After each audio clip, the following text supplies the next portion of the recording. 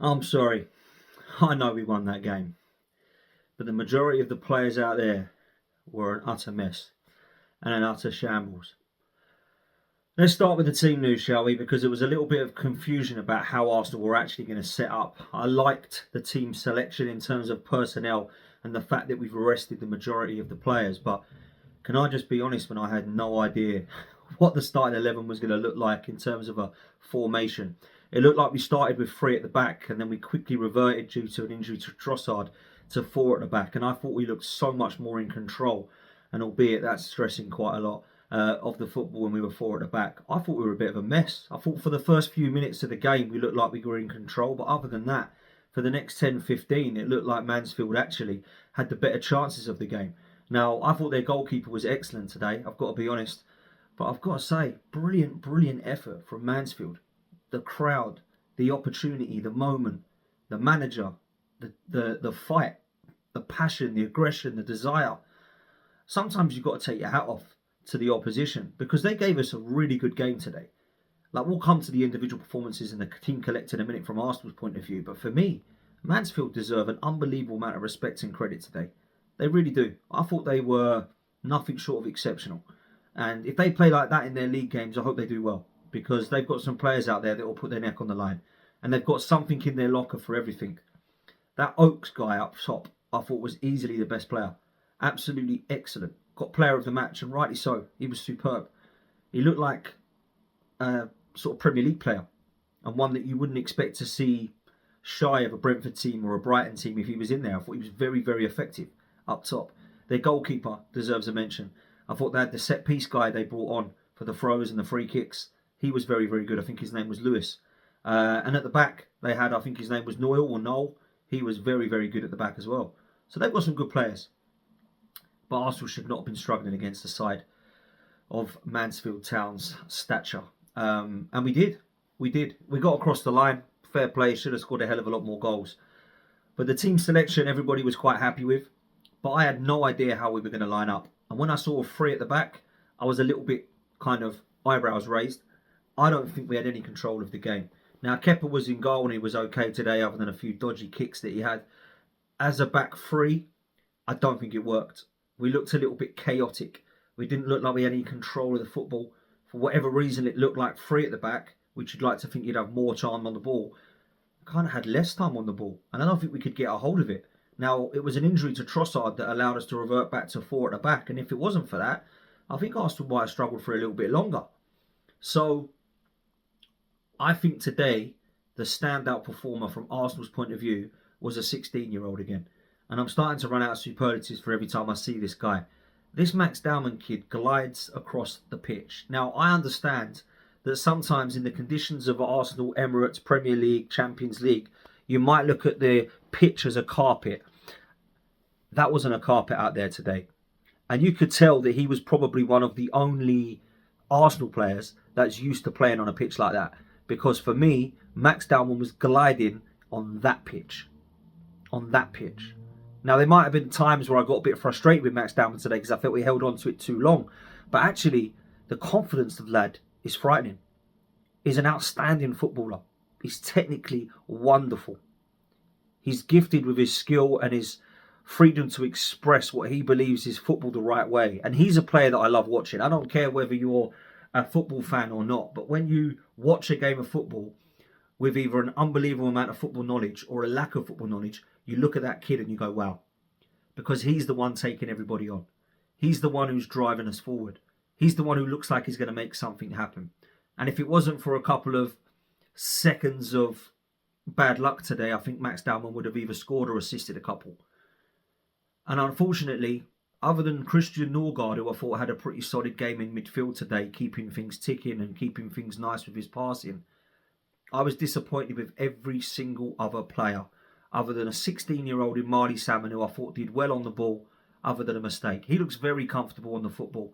For a young kid at 16 in a position that's seen as quite a pressurised position that you can be put under a hell of a lot of pressure, I thought he dealt with it very, very well. And unfortunately, a wayward pass allowed them to get back into this game and make it a tough day for us. But other than that, Marnie Salmon was pretty good. Everybody else, poor. In fact, let's go through them. Let's go through them now. We'll start with Kepa. I'll be honest with you, I thought he was all right. And all right. He made a couple of okay saves. He come and collected. He was commander of his area well. His distribution let him down a couple of times. But if I'm honest with you, it was an okay performance from Kepa. I don't think he had a lot to do, but anything that he had to do, he did pretty safely. There was no real problem in what we saw from him. At right back, I've mentioned Marley Salmon. I'm not going to mention him again because I do feel like that was a pretty solid performance for him for a game that's come in, a kid that's come in at 16, other than that mistake. Calafiori, I just didn't like his performance. I just didn't. It looked like he was roaming forward with no real kind of intent or understanding of how he was going to link up or who he was going to pass to. Defensively, I thought he got caught out a couple of times, particularly in the first half. And I don't think he really found anyone up the line or inside once or twice. It was a pretty meh performance from Calafiori. And he's a player that I'm looking at now, thinking, where is your long-term future? Because I thought you were easily our most improved player this season. Easily. At left back, it looked like you'd held that position down. But we come to Calafiori and there's one word. Injuries. He's had to come off injured again. We have to review this in the summer. We cannot keep a player that gets injured every 4 or 5 games. We just can't do that. I think he's a good footballer, but I don't think he's anywhere near the level of what people expected him to be when we bought him. Incapie's better at left back right now. And for me, if there's money that comes in from Italy, 40 million upwards, I'd take it. Because I don't think that he's got the injury record that makes it worth keeping him long term. He was poor today. Then we come at centre-back, Mosquera. I'm a big fan. But my goodness, he got cooked in the first half, cooked in the second half. He couldn't adjust to that pitch. It looked all over the place for him. And that's no excuse, by the way, the pitch, because that's part of what you should get used to. It should take you 5-10 minutes to get used to the fact that you're playing on a dodgy pitch. And he looked like he couldn't cope. He looked like he couldn't deal with it. And I've seen Mosquera have good games at White Hart Lane, at Anfield, at St James Park, at Stamford Bridge. I've had him good games at the Emirates Stadium in the Champions League. We go to Mansfield and he looks like a League One player. I thought he was poor. Sorry, I thought he had a bad game. It really wasn't a good game for me. I didn't like his performance. We come into the midfield and I think Norgard had an okay game. I thought he was the only one on pitch other than Dowman that looked like he was comfortable. I thought his passing was very good. I thought he kept it ticking. I don't think there was any part of his game that I thought was poor. Yes, he's a bit slow sometimes, but I expect him to be. I think off the ball, he's a lot better than on the ball. But today, he's proven how he's got used to that. And on the ball, that he can be a hell of a lot better. And I thought today he was one of the only players alongside Dowman that comes off with his head held high as having a good game. Noni Madueke.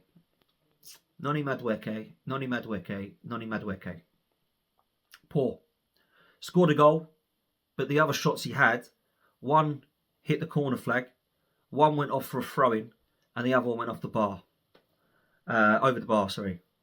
I don't understand this player. I'm sorry. I'd rather have kept Ethan Nwaneri. £52 million spent on this guy, and I really don't see a huge improvement. He's come in to deputise Saka, and that's literally all he is. Why did we have to spend £52 million and pay another Chelsea player to come to Arsenal? I don't get it. I don't think he was good. He beats players, then he beats players again, then he beats players again. Hang on a minute, we're trying to score goals, not beat players. If we could beat past players, we'd be winning games all the time.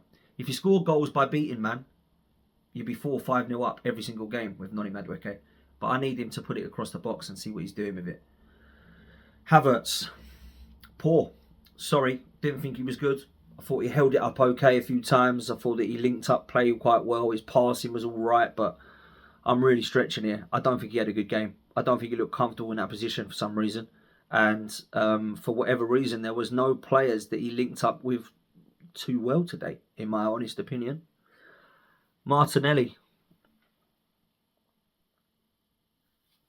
I think it might be time to sell him in the summer. Oh dear. Gabby. I don't think he beat the League One right back once.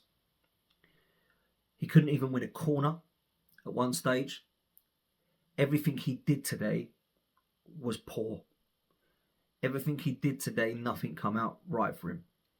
And I'm not even going to say that it was unlucky and say that I feel sorry for him for the reasons that I do, but I actually did start to feel sorry for how bad he was. And there was no one on the bench to bring him on for. So he was stuck playing an absolute shambolic game. I thought he was pathetic. Absolutely embarrassing.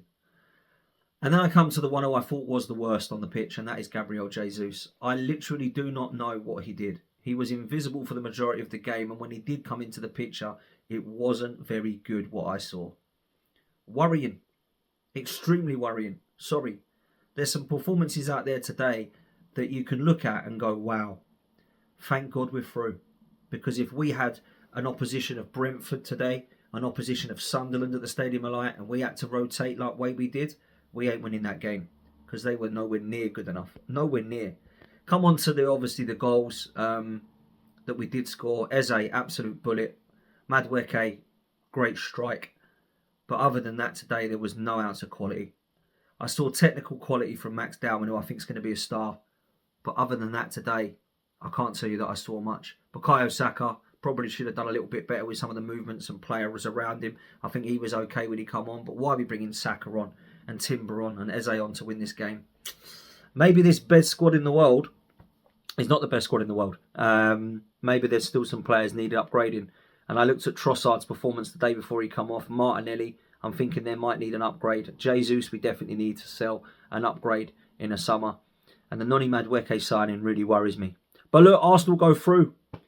2-1 against Mansfield. We're in the next round. We find ourselves in the quarter-final now, I believe it is, on the FA Cup. We're in the quarter-finals, hopefully, of the Champions League if we get through against Bayer Leverkusen. Carabao Cup still in the other competition and top of the league. So it's all good for Arsenal. But today, worrying sides. But I have to finish by saying this. Big up to Mansfield. They deserved every single bit of praise that they got. Come on, you Gunners. Hit the like, hit subscribe, and we'll see you on the next one.